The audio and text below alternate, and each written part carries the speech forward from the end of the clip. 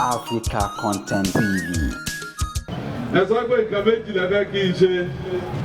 Ẹ sọ pé Ibadan State àti airport ní Ibadan. Wọ́n Ibadan State ò sí lọ́wọ́ wa. State Nàìjíríà ní àgbà ìpè kí wọ́n create ẹ̀. Ọlọ́run á tọ́ wa sọ́nà lórí ìyẹn. Ṣùgbọ́n lórí airport Ibadan, wọ́n ti fún mi ní ìwé láti Abuja.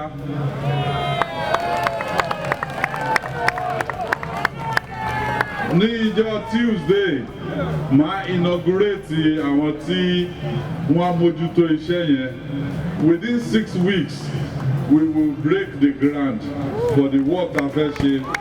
And within 18 months, airport tuntun to meet international standard àti dúró fún ìlú Ìbàdàn àti fún Ọ̀yọ́ State. So mo fi àsìkò yìí mo fi dúpẹ́ lọ́wọ́ ààrẹ wa President Bola Ahmed Tinubu fún approval tí wọ́n fún wa lórí Ìbàdàn airport. Ṣùgbọ́n kò ṣe Ìbàdàn airport nìkan ni wọ́n fún wa lápúrúbà sí o.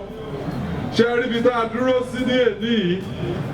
Ọbáfẹ́mi Awólọ́wọ̀ Stadium. Wọ́n ti fún mi ní ìwé ẹ̀ náà pé kí Ọ̀yọ́ State ká take over stadium yìí.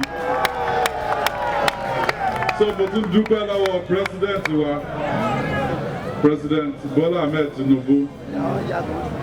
Tí ara tí a fi Liberty Stadium yìí dá, àwọn tó dálẹ̀ gan kò tí ì lè yé wọn.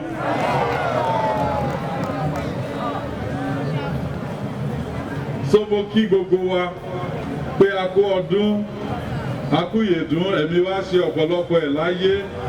Ìbàdàn week ti 2025. Ẹ̀yin tẹ́ bá fẹ́ gba award, ẹ bẹ̀rẹ̀ sí ní ṣe nǹkan dáadáa sílùú. Ẹ tó bá fẹ́ gba award ní 2025, ẹ má máa gbé sùmọ̀mí káàkiri, kẹ́ ẹ máa focus on the things that máa divide wa. Instead, focus on those things that will unite us. Òkè Ìbàdàn á gbé wa o. Ẹ bá gbọ́ mọ́ òkè.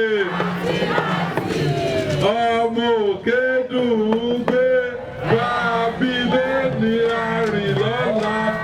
Ẹ ṣeun o, Ọlọ́run wà pẹ̀lú gbogbo wa. Ẹ ṣe ìṣẹ́ bless.